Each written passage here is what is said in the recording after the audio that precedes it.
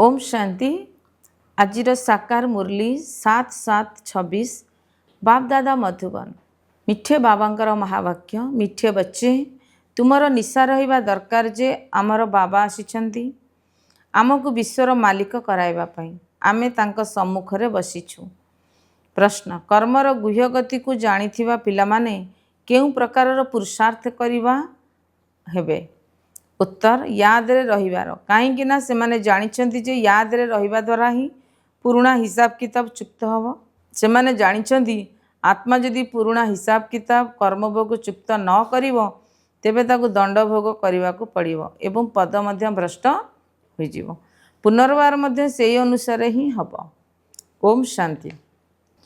धारणा के लिए मुख्य सारांश 1 नंबर दंडरू मुक्त होगापी पुराणा सबू हिसाब किताब जोग बल द्वारा चुक्त करने को हम निमित्त हो सबकि संभाड़ा को हम कौन भी कथार चिंता कर ना आत्म अभिमानी होगाकू पड़ो।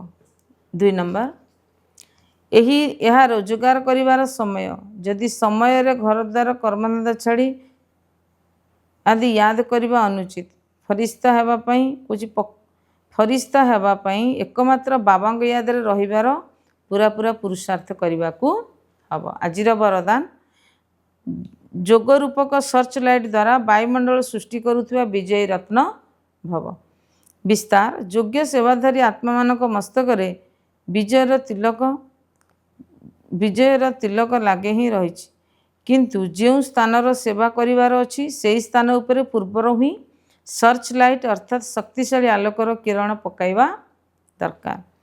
जोगर सर्च लाइट द्वारा एभली वायुमंडलर ट्रस्टी हो जहा द्वारा अनेक अनेक आत्मा माने संकल्प रे पाखक आसबे तापर बहुत कम समय रे 1000 गुणरे मध्य सफलता मिल जिवो। एथिपई दृढ़ संकल्प कर जे मु विजयी रत्न अटे तेणु प्रत्येक कर्म रे सुनिश्चित विजयर अनुभव करि चलिबो। अव्यक्त करि परिबो। स्लोगान जो सेवा निजकू एवं अन्य मानक हलचल करुची ता सेवा नुहे बोझ अटे।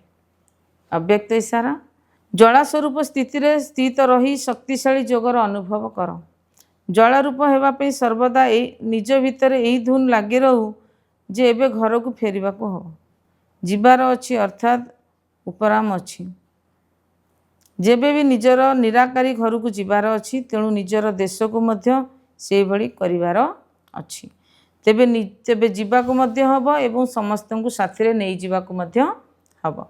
यही स्मृति द्वारा स्वतः ही सर्व संबंध प्रकृति को सर्व आकर्षण ठारू मध्य उपराम अर्थात साक्षी अर्थात साक्षी हो जिवो एवं साक्षी हेबा द्वारा सहजरे ही बाबांकर साक्षी हेबा द्वारा सहजरे ही बाबांकर साथी बा बाबांक सम्मान हो जिवो। ओम शांति।